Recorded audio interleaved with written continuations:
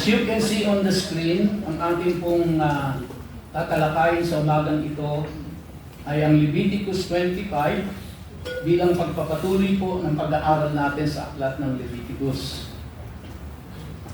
Ito po ay nahati sa tatlong bahagi. Ang unang bahagi po ay pagbasa ng buong Leviticus 25. There are 55 verses, medyo mahaba-haba po ito, kaya huwag kayong matutulog. There are 55 verses, and there are around 1,500 words in ESV.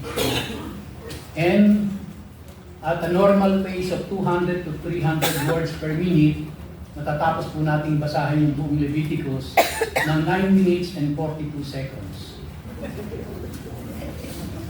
At ang ikalawang bahagi po, pagkatapos nating basahin to give justice to the chapter ng Leviticus 25, at para makuha nyo rin po yung pinaka-context niya.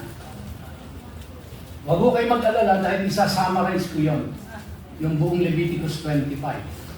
But hindi po tayo tatalakay sa verse by verse. So, babasahin muna natin, that's the first part. The second part, i-explain ko po siya in its context, na yung pinaka-summary niya. And then the third part would be the present application nito sa atin. Kasi pag binasa po natin, makikita nyo na seemingly irrelevant na sa panahon natin ang Leviticus 25. Pero ang gusto nating makita dyan is yung principle. Kaya yun po yung huling bahagi. So huwag po kayo mag-alala dahil yung pagbasa ay 9 minutes and 42 seconds. Pero yung buong explanation po ay nasa around 25 minutes lang. Kaya hindi po ganun kahaba ito. But you have to listen carefully. Tayo po'y manalangin. Ama, muli po kaming lumalapit sa iyo at humihingi ng iyong gabay, kaliwanagan sa iyong mga salita. Tulungan mo po kami na ma-internalize namin ang mensahe mo para sa aming lahat sa umagang ito. Mula po sa Leviticus chapter 25. Ilapat mo po ito sa aming pangkasalukuyang kapanahunan. Sa iyo po ang papuri, pasasalamat at pagdakila sa pangalan ni Yeshua. Amen. Amen. Basahin po muna natin. Kaya lang ayong lumipat. So, yung mga ganito po ay kumakain ng oras. Ang ayat.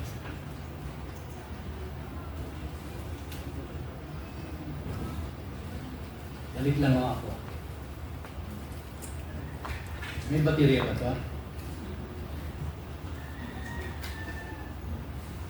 Balik lang ako.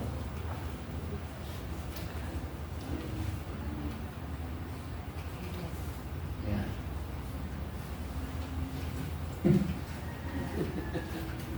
Ayaw. Anyway, so ang Leviticus 25 po, ang pag-uusapan natin dyan, pakilipat sa susunod na slide, ay tungkol po sa Jubilee, the Sabbath year and the year of Jubilee. No? Narinig nyo na siguro yung word na yan, Jubilee. At yan po yung ating bibigyan ng emphasis. Basahin muna natin. And please read along with me. The Lord spoke to Moses on Mount Sinai, saying, "Speak to the people of Israel and say to them, when you come into the land that I give you, the land shall keep a Sabbath to the Lord. For 6 years you shall sow your field, and for 6 years you shall prune your vineyard and gather in its fruits. But in the 7th year, there shall be a Sabbath of solemn rest for the land, a Sabbath to the Lord. You shall not sow your field or prune your vineyard. You shall not reap what you grows of itself in your harvest, or gather the grapes of your undressed vine. It shall be a year of solemn rest for the land. The Sabbath of the land shall provide food for you. for yourself and for your male and female slaves, and for your hired servant and the sojourner who lives with you, and for your cattle, and for the wild animals that are in your land. All its yield shall be for food. You shall count 7 weeks of years, 7 times 7 years, so that the time of the 7 weeks of years shall give you 49 years. Then you shall sound the loud trumpet on the 10th day of the 7th month. On the day of atonement you shall sound the trumpet throughout all your land. And you shall consecrate the 50th year, and proclaim liberty throughout the land to all its inhabitants. It shall be a jubilee for you, when each of you shall return to his property, and each of you shall return to his clan. That 50th year shall be a jubilee for you. In it you shall neither sow nor reap what grows of itself, nor gather the grapes from the undressed vines. For it is a jubilee, it shall be holy to you. You may eat the produce of the field. In this year of jubilee, each of you shall return to his property. And if you make a sale to your neighbor, or buy from your neighbor, you shall not wrong one another. You shall pay your neighbor according to the number of years after the jubilee, and he shall sell to you according to the number of years for crops. If the years are many, you shall increase the price, and if the years are few, you shall reduce the price, for it is the number of the crops that he is selling to you. You shall not wrong one another, but you shall fear your God, for I am the Lord your God. Therefore you shall do my statutes and keep my rules and perform them, and then you will dwell in the land securely. The land will yield its fruit, and you will eat your fill and dwell in it securely. And if you say, what shall we eat in the 7th year, if we may not sow or gather in our crop? I will command my blessing on you in the 6th year, so that it will produce a crop sufficient for 3 years. When you sow in the 8th year, you will be eating some of the old crop. You shall eat the old until the 9th year, when its crop arrives. The land shall not be sold in perpetuity, for the land is mine. For you are strangers and sojourners with me, and in all the country you possess, you shall allow a redemption of the land. If your brother becomes poor and sells part of his property, then his nearest redeemer shall come and redeem what his brother has sold. If a man has no one to redeem it, and then himself becomes prosperous and finds sufficient means to redeem it, let him calculate the years since he sold it and pay back the balance to the man to whom he sold it, and then return to his property. But if he has not sufficient means to recover it, then what he sold shall remain in the land of the buyer until the year of Jubilee. In the Jubilee it shall be released, and he shall return to his property. If a man sells a dwelling house in a walled city, he may redeem it within a year of its sale. For a full year he shall have the right of redemption. If it is not redeemed within a full year, then the house in the walled city shall belong in perpetuity to the buyer. Throughout his generation, it shall not be released in the Jubilee. But the houses of the villages that have no wall around them shall be classified with the fields of the land. They may be redeemed, and they shall be released in the Jubilee. As for the cities of the Levites, the Levites may redeem at any time the houses in the cities they possess. And if one of the Levites exercises his right of redemption, then the house that was sold in a city they possess shall be released in the Jubilee. For the houses in the cities of the Levites are their possession among the people of Israel. But the fields of pasture land belonging to their cities may not be sold, for that is their possession forever. If your brother becomes poor and cannot maintain himself with you, you shall support him as though he were a stranger and a sojourner, and he shall live with you. Take no interest from him or profit, but fear your God, that your brother may live beside you. You shall not lend him your money at interest, nor give him your food for profit. I am the Lord your God who brought you out of the land of Egypt to give you the land of Canaan and to be your God. If your brother becomes poor beside you and sells himself to you, you shall not make him serve as a slave. He shall be with you as a hired servant and as a sojourner. He shall serve with you until the year of the Jubilee. Then he shall go out from you, he and his children with him, and go back to his own clan and return to the possession of his fathers. For they are my servants whom I brought out of the land of Egypt. They shall not be sold as slaves. You shall not rule over him ruthlessly, but shall fear your God. As for your male and female slaves whom you may have, you may buy male and female slaves from among the nations that are around you.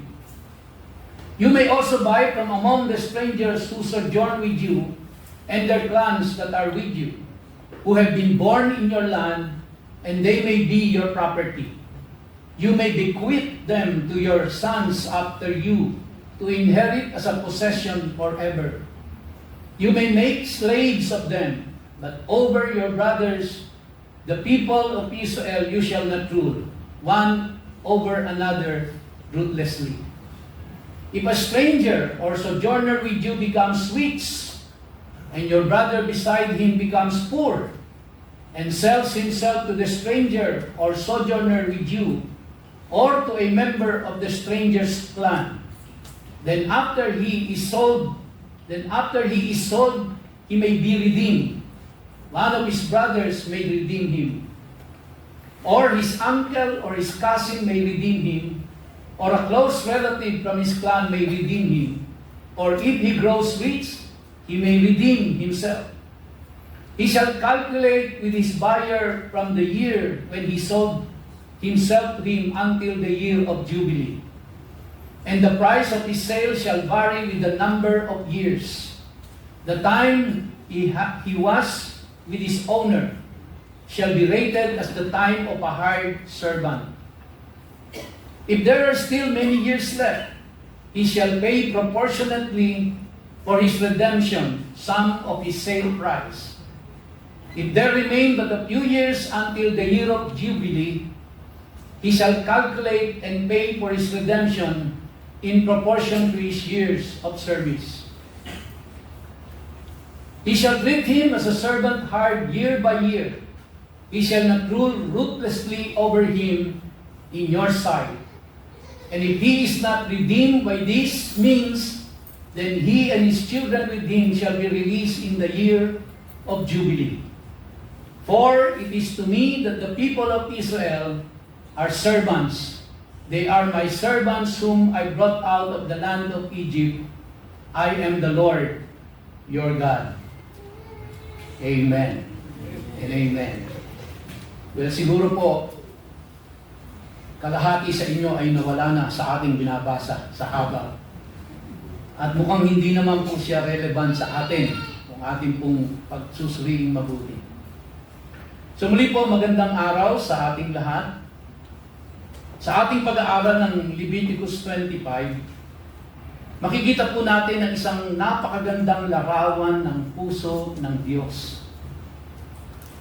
Isang Diyos na hindi lamang nag-uutos, kundi nagmamalasakit sa tao, nagmamalasakit sa pamilya, sa lupa, sa mahihirap, at maging sa mga taong bumagsak sa buhay.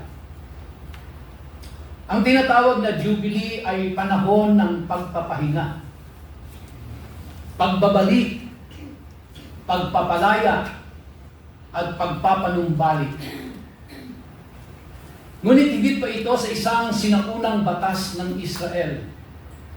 Ipinapakita nito kung paano nais ng Diyos na mamuhay ang kanyang bayan.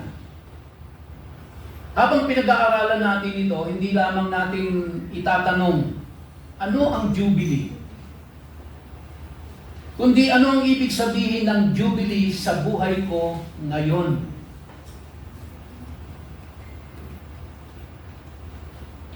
Ang Leviticus chapter 25, mga kapatid, ay tungkol sa Year of Jubilee, as I have said earlier. Ang ikalimampung taon na itinakda ng Diyos bilang panahon ng kalayaan, restoration, at blessing. Ito ay paalala na ang Diyos ay may plano hindi lamang para sa ating pagsamba, kundi pati sa paraan ng ating pamumuhay at pakikitungo sa kapwa. Ang Jubilee po ay larawan ng isang Diyos na nagbibigay ng kalayaan, pahinga, at panibagong pagkakataon. Ang mga tagubiling ito ay ibinigay ng Diyos kay Moises para sa bayang Israel. Kasama rito ang tungkol sa lupa, pag-aari, relasyon, utang, at responsibilidad sa kapwa. Mahalaga pong makita natin na ang Diyos ay concerned sa buong buhay ng kanyang bayan. Ang spiritual life at practical life ay hindi po magkahiwalay. Ang paraan ng paggamit natin ng pera, ng ating mga ari-arian, at maging ang ating authority o kapangyarihan ay bahagi rin ng ating pagsunod sa Diyos. Bawat ikapitong taon ay kailangang magpahinga ang lupa. Hindi ito dapat taniman o anihin gaya ng karaniwang ginagawa. Ito ay isang malaking statement of faith. Sinasabi ng Israel, hindi lamang sa aming pagpapagal na kasalalay ang aming kinabukasan. Ang Diyos ang aming provider. Ganon din sa atin, mga kapatid. May panahon para gumawa, ngunit may panahon din para huminto. At tayo ay manalangin, tayo ay sumamba, at tayo ay magtiwala. Pagkatapos ng 7 Sabat na cycle, o kaya naman po ay 49 years, ang ikalimampung taon ay magiging Jubilee. Ito ay panahon ng pagpapalaya at pagbabalik. Ang mensahe po ay simple. Hindi kailangang manatiling bihag ang isang tao sa kanyang nakaraan magpakailanman. May Diyos na nagbibigay ng pagkakataon upang magsimulang muli. Sa Jubilee, ang lupang naibenta dahil sa kahirapan ay babalik sa orihinal na pamilya. Ipinapakita nito na ang lupa ay hindi tunay na pag-aari ng tao. Ang Diyos ang ultimate owner. Kaya hindi dapat gamitin ng isang tao ang kanyang kayamanan upang permanenteng agawin ang kinabukasan ng iba. Ang blessing ay stewardship, hindi absolute ownership.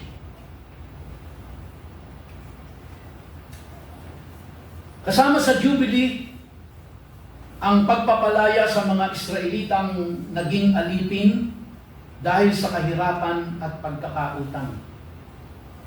Makikita natin dito ang puso ng Diyos para sa kalayaan. Hindi nais ng Diyos na ang kahirapan ng isang tao ay maging dahilan upang tuluyan ng mawala ang kanyang dignidad at kinabukasan.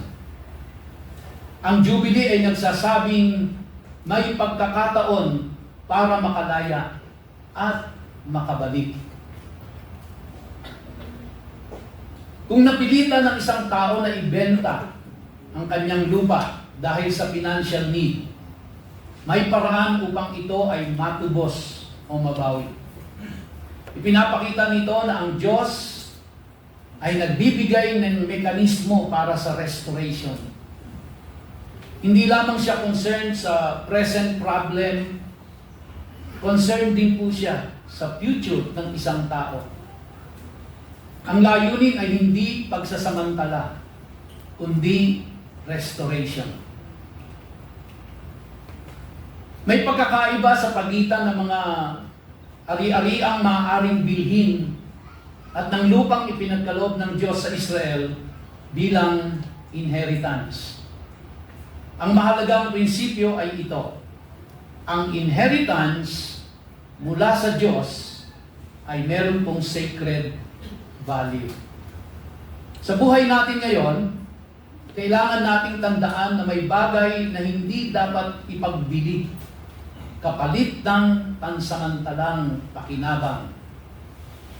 Ang ating karakter ay hindi po dapat nababayaran. Ang ating pananampalataya ay walang katapat na halaga.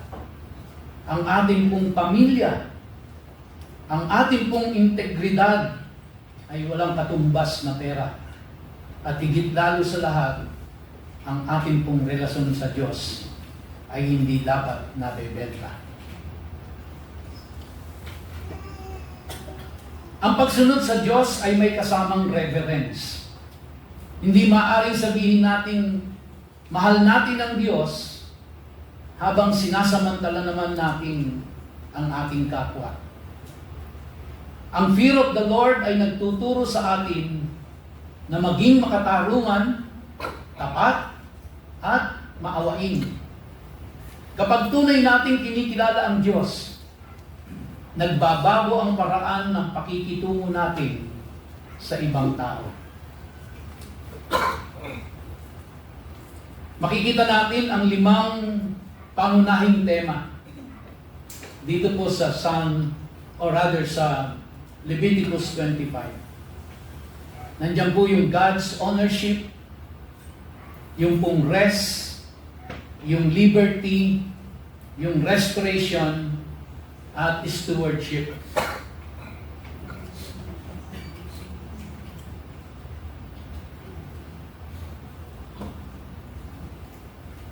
Ang lahat ng ito ay magkakaunay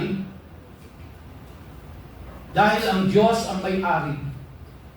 Natututo tayong maging mabuting katiwala dahil siya ang provider.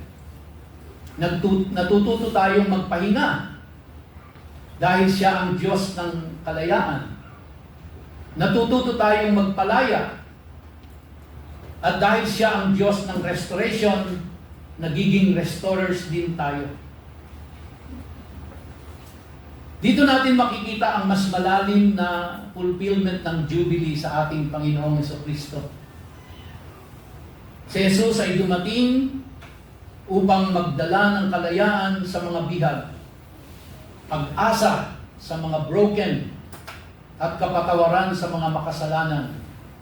Ang tunay na kalayaan ay hindi lamang tungkol sa pera o ari-arian. Ang pinakamalaking pagkaalipin ay ang pagkaalipin sa kasalanan, at si Kristo ang nagbibigay ng tunay na kalayaan. Ang Jubilee po ay may direktang application sa ating buhay. Tinatawag tayo na magtiwala sa Diyos bilang tunay na owner at provider. Tinatawag tayong mamuhay ng generous at just. Magpatawad, magpakita ng mercy, at tumingin kay Kristo bilang katuparan ng tunay na Jubilee. Ang tanong ay hindi lamang naiintindihan ko ba ang Jubilee, kundi namumuhay ba ako na parang ang Diyos ang tunay na may-ari ng lahat sa aking buhay. We are now on the third part.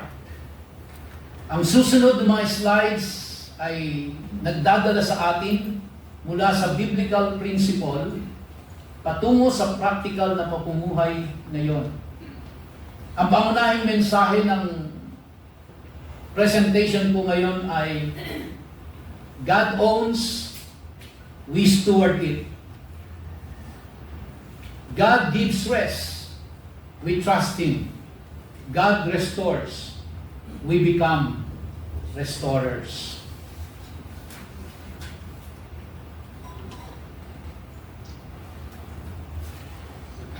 So ang Jubilee ay hindi lamang isang bagay na nangyari noon. May prinsipyo itong dapat makita sa buhay natin po ngayon. Kung ang Diyos ang may-ari, tayo po ay katiwala. Kung ang Diyos ang nagbibigay ng pahinga, dapat tayong matutong magtiwala. Hindi po puro trabaho, wala ng araw para pagsamba. At kung ang Diyos ay nagbabalik at nagpapanumbalik, dapat din tayong maging instrumento ng restoration sa buhay ng iba. Lahat ng mayroon tayo, mga kapatid, lahat, pera, property, maging yung oras po, maging yung ating mga kakayahan, o yung ating influence, at maging mga oportunidad, ito po ay ipinagkatiwala lamang sa atin. Hindi ho tayo ang totoong nagmamay-ari ng lahat ng ito.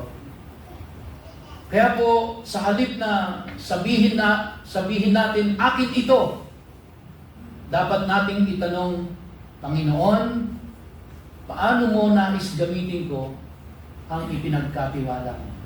Kanina po sa aming morning devotion, ay akin pong nabanggit na kung tutuusin, tayong lahat dahil tayo'y makasalanan, lahat tayo ay patungo na sa walang hanggang kaparusahan.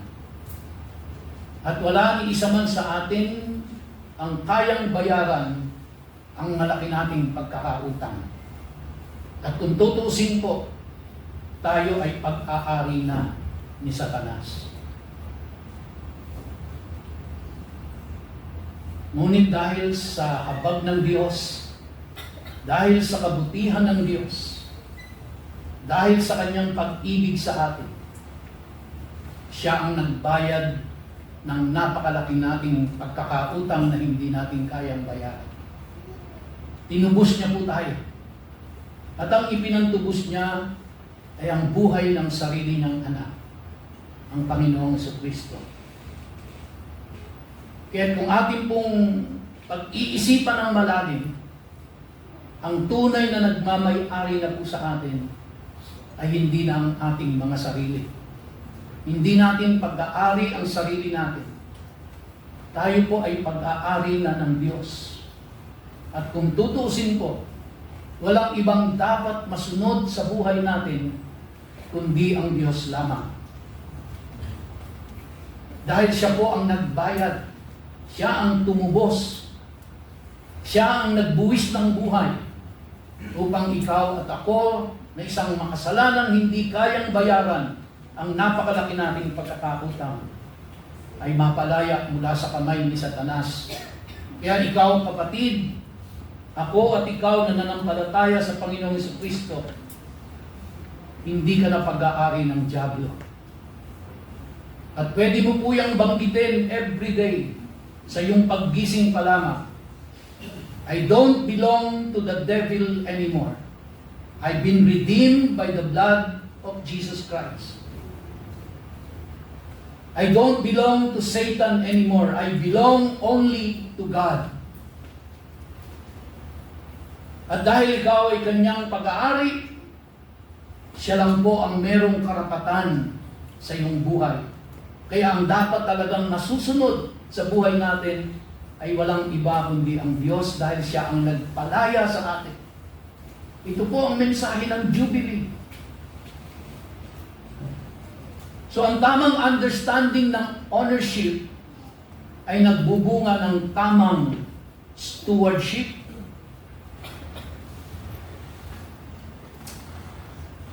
Ang pahinga po ay hindi katamaran.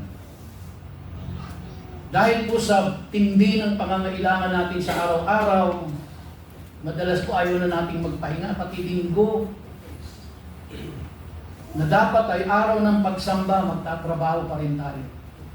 Dahil may hinahabol na deadline, may hinahabol na bayarin, may mga responsibilidad.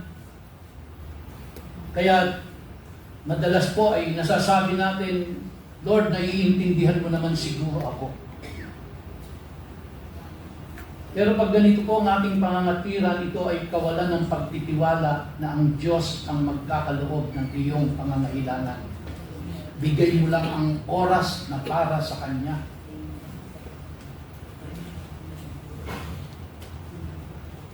Rest is faith. Ang pahinga ay hindi po katamaran. Sa biblical perspective, ang pahinga ay pagpapahayag ng pagtitiwala. Lord, I will not work today because this is your day. And I will worship you. And I will put my trust in you that you will provide for my needs. Kung nasundan niyo po yung binasa natin kanina, hindi sila magtatanim sa ika-7 taon. Buong taon yon walang tanim. Ibig sabihin, wala silang aanihin sa ika-8. At dahil hindi sila sa ika-9 na taon pa lang, doon sila kakain dahil makakapagtanim sila sa ika-8 taon pa lang. Pero anong sabi ng Diyos? Pahingan niyo yung lupa. Ipahingan niyo yung lupa. Huwag niyong tataniman, huwag niyong aanihan sa ika-7 taon. Pero, ang commitment ng Diyos, sa ika-6 na taon, dodoblihin ko ang lahat ng aanihin niyo na aabot ito hanggang sa ika-9 na taon. Pero kailangan silang sumunod sa Diyos na ipahinga yung lupa. Sipin niyo, ultimo lupa, gusto ng Diyos magpahinga. Eh kung yung lupa nga, gusto ng Lord magpahinga, eh ikaw pa ayaw mo. Dahil gusto ng Diyos, ilaan mo sa Kanya ang oras para sa Kanya, hindi para sa trabaho. Kaya kapag tayo ay nagpahinga, ipinapahayag natin hindi lamang sa ating productivity na kasalalay ang ating kinabukasan. Ang Diyos ang ating provider. Kaya magkaroon tayo ng panahon para sa worship, para sa pamilya, para po sa panalangin, at para sa renewal ng ating pong spirito. Money must serve. Ang pera ay mabuting servant, mga kapatid. Hear me loud and clear. Ang pera ay mabuting servant, ngunit mapanganib na master. Hindi natin dapat hayaan na ang possession ang magtakda ng ating identity. Hindi rin natin dapat samantalahin ang desperation ng iba upang kumita. Sa halip, gamitin natin ang increase na ibinigay ng Diyos upang maging pagpapala. This is the message of Leviticus 25. This is the message of Jubilee. May espesyal na malasakit ang Diyos sa mga mahihina at nangangailangan. Bilang mga Kristiyano, ang ating lakas ay hindi para manlamang, kundi para magprotekta. Sa business, or maging sa employment, or maging sa pagpapautang po. Nabasa nyo kanina, may pautangan di ba? Pero itinuro ang sistema ng pagbabayad. hindi para pahirapan, at hindi rin para magsamantala. Dapat nating panatilihin ang dignity ng bawat tao. Siguro naman nakaranas na kayong utangan, hindi ba? Ano po itsura ng taong nangungutang? Di ba? Alam niyo po ba na kapag ang tao po ay nangungutang, mabait daw. Siyempre, nangungutang din. Pero, hindi niyo pa man napansin, parang kayo mismo po, nakaranas kayong mangutang eh. Sa kamag-anak, sa kaibigan, sa kumpare, kay kumare. Hindi ba parang ibinababa mo yung dignidad mo? Kaya po yung trabaho nagbibigay ng dignidad sa tao yan eh.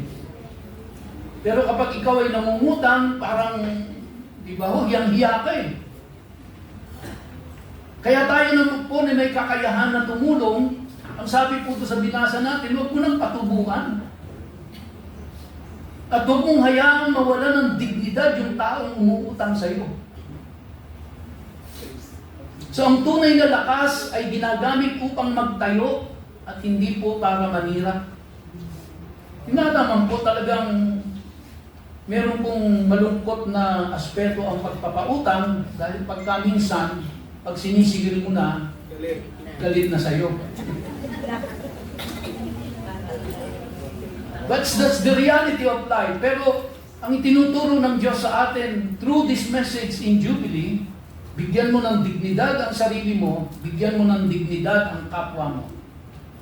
Lalo na sa panahon ng kanyang pangangailangan. Ang biblical generosity po ay hindi lamang pagbibigay. No? Ang layunin ay tumulong, magpanumbalik, magpalakas at magpalaya. So kaya kung nakita po natin yung mensahe ng Leviticus 25, ito po yun eh, karakter ng Diyos ito, ang ipinahayag po doon. At ito yung mga prinsipyong itinuturo sa atin. Hindi natin nais na manatiling dependent ang isang tao. Nais nating matulungan siyang makabangon at muling magkaroon ng dignity at opportunity. Kaya po, kung ikaw ay naibenta mo yung lupa mo dahil sa pinansyal na pangangailangan, pagdating po ng ika-50 taon, bibilang ka ng 5 taon, bayad o hindi, ibabalik sa iyo yung lupa. Kaya sabi ko nga sa inyo, hindi applicable sa atin ngayon. Sino sa inyo ang nagbenta ng lupa, tapos ika-50 year, babalik mo na? Wala akong gagawa ngayon yan sa atin. Pero ang tinitingnan natin dito is the principle of God. Kaya ang sabi ng Diyos kanina sa binasa natin, the land is mine. Ako ang nagmamay-ari ng lupa. Kaya ang lupa ay dapat gamitin para sa kapakanan ng tao, hindi para sa pansariling kapakanan.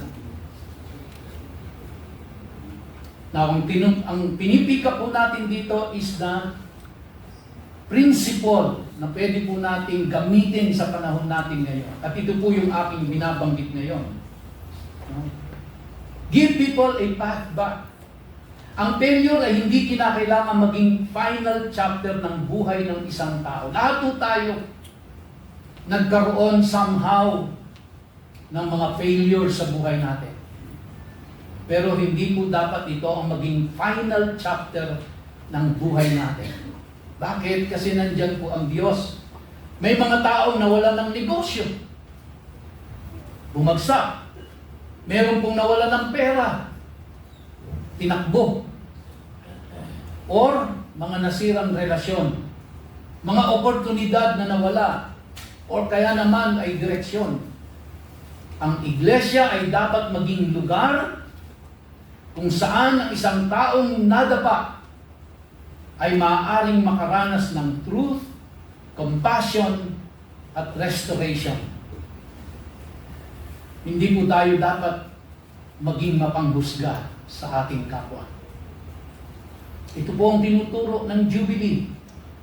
May consequences, yes, sa ating mga pagkakamali at pagkakasala, ngunit may possibility pa rin ng restoration. Ang isa sa pinakamakapangyarihang mensahe ng Jubilee ay release. Kailangan, ito po mga kapatid, this is the principle that we must get from this message. Kailangan nating pakawalan ang bitterness. May bitbit pa po ba tayong bitterness? Kailangan nating matutong magpatawad. Madaling sabihin pero napakahirap gawin. Kaya kailangan natin ng Diyos eh. Lalo na kung sobra kang nasaktan. Minsan bumibilang ng taon, bumibilang ng mahabang panahon. At ito ay patuloy mo pa rin nararamdaman. Pero alam mo, kailangan akong magpatawad. Kaya sa ganito pong pagkakataon, talagang kailangan natin ng Diyos. Kaya ang Diyos po ay nag-release. No? Kailangan nating bitawan ang takot at matutong magtiwala sa Diyos sa mga bagay na hindi natin kayang kontrolin. Tanggapin po natin ang katotohanan, hindi lahat ng bagay sa mundong ito ay kaya nating kontrolin. Marami po dyan beyond our control. Ang kalayaan ay nagsisimula kapag handa tayong magpakawala sa mga bagay na ayaw ng Diyos na patuloy nating dalhin. Ang Jubilee ay hindi lamang tungkol sa property. Kasama rito ang relationships. May mga marriage. Hindi ko po alam kung sino sa inyo, kung ilan sa inyo, na sa kasalukuyan, you are struggling in your marriage. But for sure, marami po sa atin o meron po sa atin na nag-struggle sa kanyang marriage, sa kanyang family, sa kanyang friendship, sa church relationship. At ito po ay nangangailangan ng restoration. That's the message of Jubilee.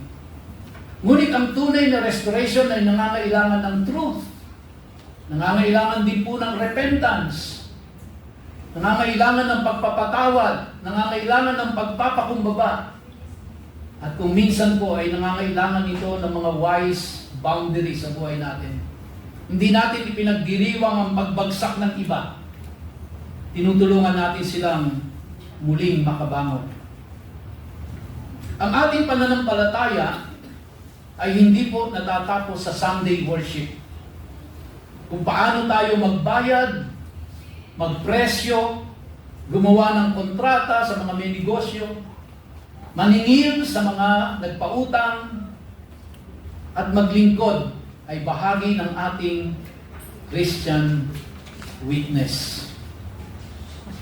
So mga kapatid, ang tunay na pagsamba ay makikita rin natin sa araw ng Lunes.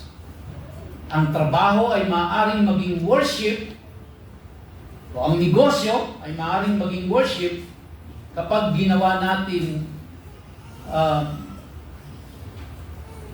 kapag ito ay ginawa po nating may integridad. May mga pagkakataong ang pagiging honest ay maaaring magdulot ng financial loss.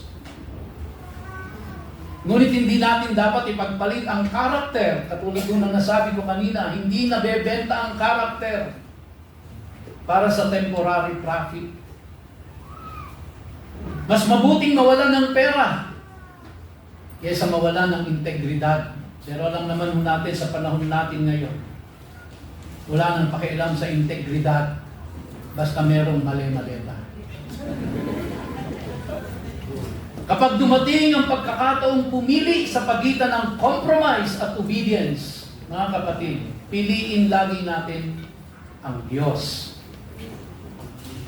Ang iglesia ay dapat maging safe place para sa repentance, ngunit hindi safe place para sa kasalanan. Kapag may taong bumagsak, ang tanong natin ay hindi lamang ano ang ginawa niya, kundi paano natin siya matutulungan na makabalik sa tamang landas. Yan po ang mensahe ng Jubilee. Paano makakabalik ang isang taong nadapa? Paano makakabangon? Ang holiness at mercy ay hindi magkalaban. Kailangan natin ang dalawa. Sa huli, ang Jubilee ay tumuturo kay Jesus. Ang pinakamalaking pangangailangan ng tao ay hindi lamang financial freedom, kundi spiritual freedom. Si Kristo ang nagbibigay ng kalayaan sa bihag, pag-asa sa broken, kapatawaran sa makasalanan, at restoration sa buhay na nasira ng kasalanan.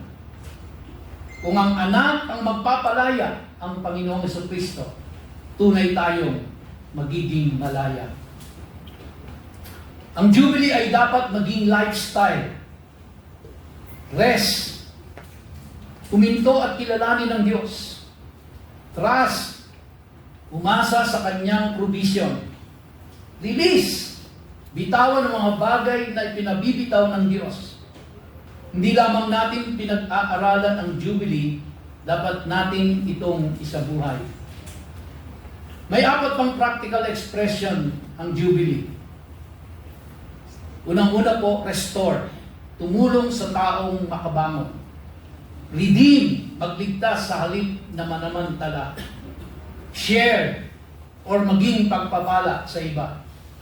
Serve, or maglingkod, gamitin ang ipinagkatiwala ng Diyos para sa Kanyang kaluwalhatian. Ito ang buhay na hindi umiikot lamang sa sarili, kundi nagiging pagpapala sa iba. So anong klaseng iglesia ang nais ng Diyos na makita? Isang iglesia kung saan ang may kaya ay tumutulong sa mahirap. Ang malakas ay nagpoprotekta sa mahina. At ang nagtatagumpay ay tumutulong sa bumagsak na muling makabangon. Ito ang isang Jubilee culture, isang kultura ng compassion, justice, generosity, at restoration.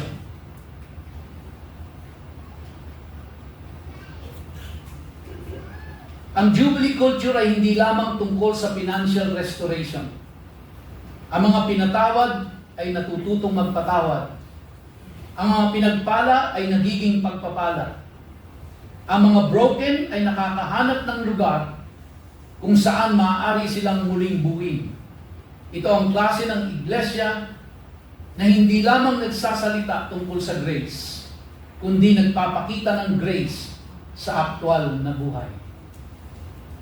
One final question sa pagtatapos po natin. Hindi dapat matapos ang mensahe ito sa simpleng kaalaman tungkol sa Leviticus 25.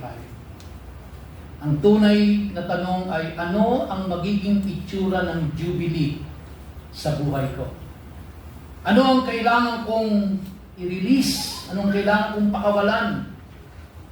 Sino ang nangangailangan ng restoration sa pamamagitan ko?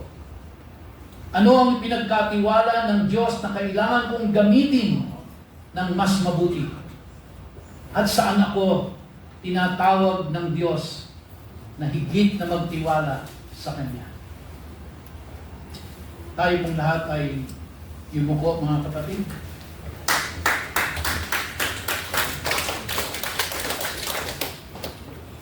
Mga kapatid, bago tayo magtapos at magsara sa ating gawain, nais kong anyayahan ang bawat isa na tingnan hindi ang buhay ng ibang tao, kundi ang sarili nating puso. Marahil may kailangan kang bitawan. Maaring bitterness, unforgiveness, o maaring takot. Maaari din namang yung greed, o kaya naman yung pride, o isang bagay na matagal mo nang kinakapitan. Marahil may kailangan kang isaulit. Isang relasyon, isang responsibilidad, isang commitment, o isang bagay na ipinagkatiwala ng Diyos. Marahil ikaw mismo ang nangangailangan ng restoration. Maaaring ikaw ay nadapa, nabigo, nasaktan o nawala ng direksyon. Tandaan mo kapatid, ang failure ay hindi kailangang maging huling kabanata ng iyong buhay. At higit sa lahat, maaaring kailangan mong lumapit kay Jesus. Dahil siya ang ating tunay na jubilee. Siya ang nagbibigay ng tunay na kalayaan, kapatawaran, restoration at bagong buhay. Kaya kung nais mong sabihin ngayon, Panginoon, gusto kong mamuhay ng jubilee life. Maaari mong iyuko ang iyong ulo, ikita ang iyong mga mata sa harapan ng Diyos at sumunod ka sa panalangin ito. Panginoon naming Diyos, salamat dahil ikaw ang tunay na may-ari ng lahat ng mayroon kami. Patawarin mo kami sa mga panahong inakala namin kami ang may-ari ng aming buhay. Kami ang may-ari ng aming pera, kami ang may-ari ng aming oras, kakayahan at mga pagpapala. Panginoon, turuan mo kaming maging mabubuting katiwala. Turuan mo kaming magpahinga, magtiwala sa iyong provision. Turuan mo kaming maging generous, makatarungan at maawain. Panginoon, tulungan mo kaming pakawalan ang bitterness, unforgiveness, fear, at anumang hindi mo nais na dalhin pa namin. Ibalik mo ang mga relasyong maaari pang maibalik. Pagalingin mo ang mga pusong nasaktan. Ibangon mo ang mga nadapa. At gawin mo kaming iglesia ng restoration. Isang iglesia kung saan ang broken ay nakakahanap ng pag-asa. Ang makasalanan ay nakakasumpong ng grace. Ang nakakailangan ay nakakahanap ng tulong. At ang mga pinagpala ay nagiging pagpapala. Jesus, ikaw ang aming jubilee. Ikaw ang aming kalayaan. Ikaw ang aming restoration. At ang lahat ng ipinagkatiwala mo sa amin ay gagamitin namin para sa iyong kalawalhatian. Ito po ang sama-sama naming panalangin sa pangalan ni Yeshua. Amen. Laktaan po natin ang ating Panginoon. Kayo po tayong lahat.